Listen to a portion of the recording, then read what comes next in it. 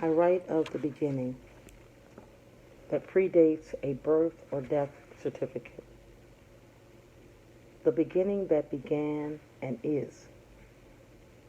To be fully reconciled to this place is to be fully rested, needing no explanations or derivatives of life to further its common good, rather, replete in the knowledge of knowing.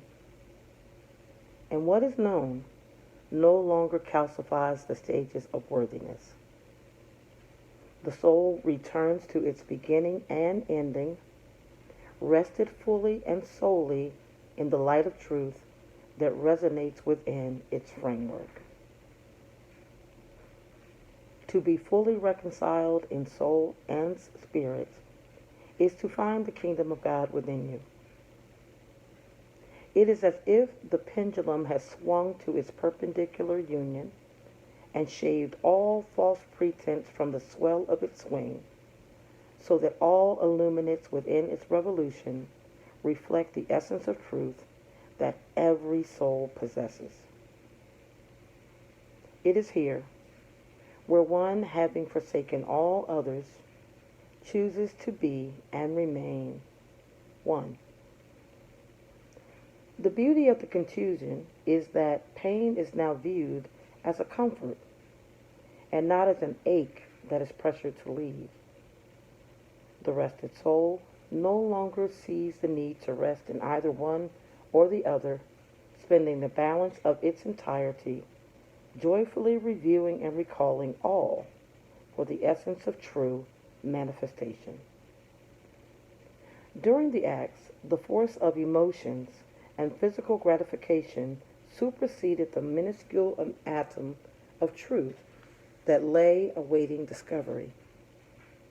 In the pendulum of time, one revels in seeing truth revealed.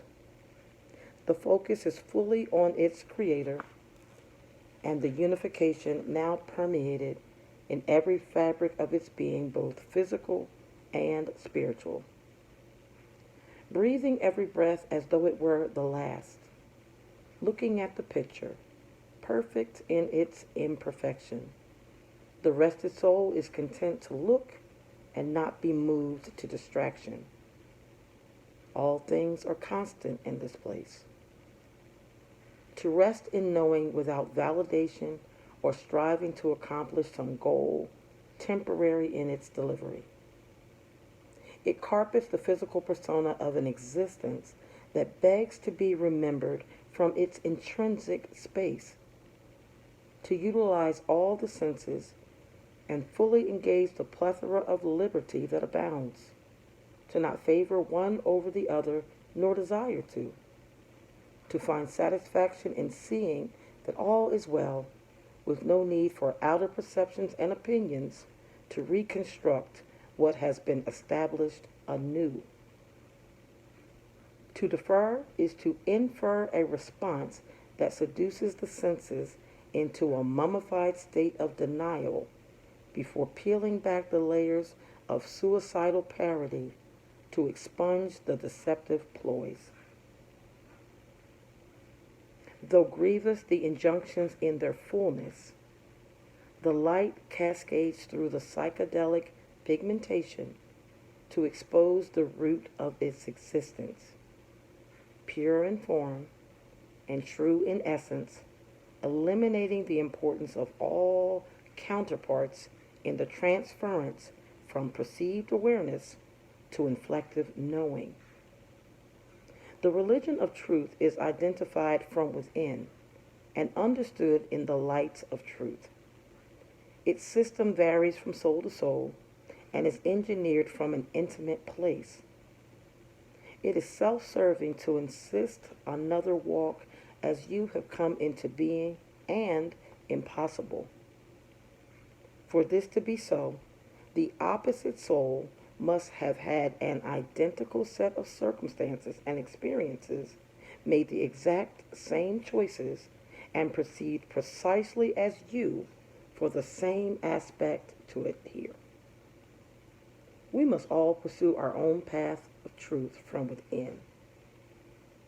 We all have the same beginning and share the same ending.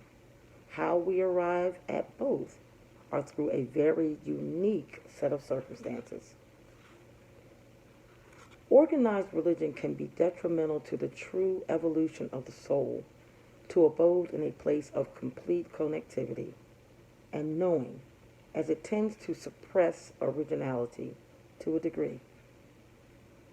This place cannot be taught but sought, not contrived but conceived, not orated but prorated to fit the frames specific to the gallery of one individual soul.